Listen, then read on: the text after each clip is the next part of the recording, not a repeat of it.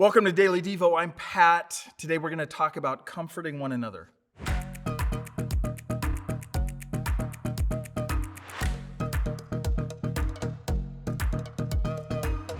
You've probably heard the phrase context matters.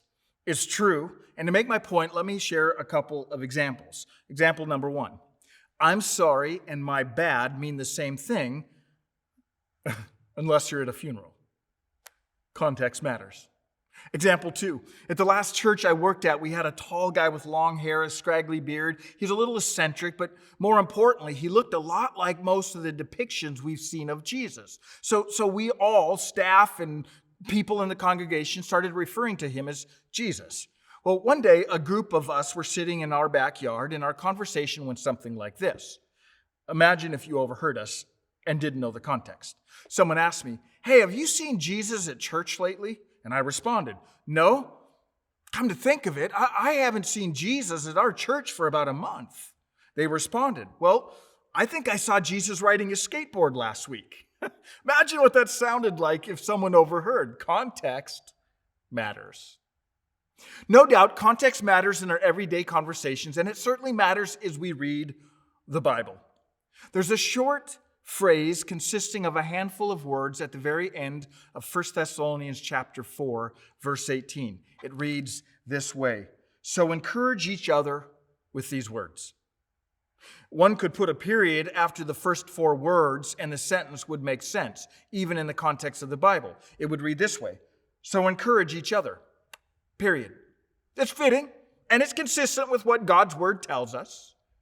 However, there is no period after four words. There's actually three more words added, and these words are significant. Why? Because context matters. Let me read that short verse again.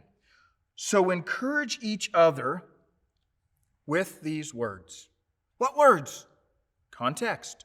Read the previous verses, and Paul just finished answering the question, what happens to believers who are already dead and buried? His answer is twofold. First, he tells them that because Jesus conquered the grave, we have something to look forward to, which is the truth that we will see those who have died before us again. Second, he tells them if Jesus were to return in our lifetime, that those who have died before us will be the first to go, meaning their bodily resurrection happens first, and then the believers who are living will be taken up with them second. Now, this should make you smile, because Paul explains that we're not without hope regarding those believers who have already died. He said, listen, you're going to see them again. In fact, if Jesus happened to come back right now in our lifetime, their eternal immortal bodies will win the race to meet Jesus in the sky. And then he finishes with this statement. So encourage each other with these words. What words? The words reminding all believers of the hope we have for those believers who have died before us. Perhaps for you, it's a grandparent or a parent or a child or a brother or a sister or maybe a dear friend or a mentor. Someone who has passed away and you dearly miss them. Well, let me do what Paul implored us to do and encourage you with these words. My friend, you're going to see them again. For my wife and I, we have a number of people that those words are so encouraging. But near the top of that list, there's three little ones from our three miscarriages that we cannot wait to meet. And I cannot begin to put into words the great hope that it gives us to know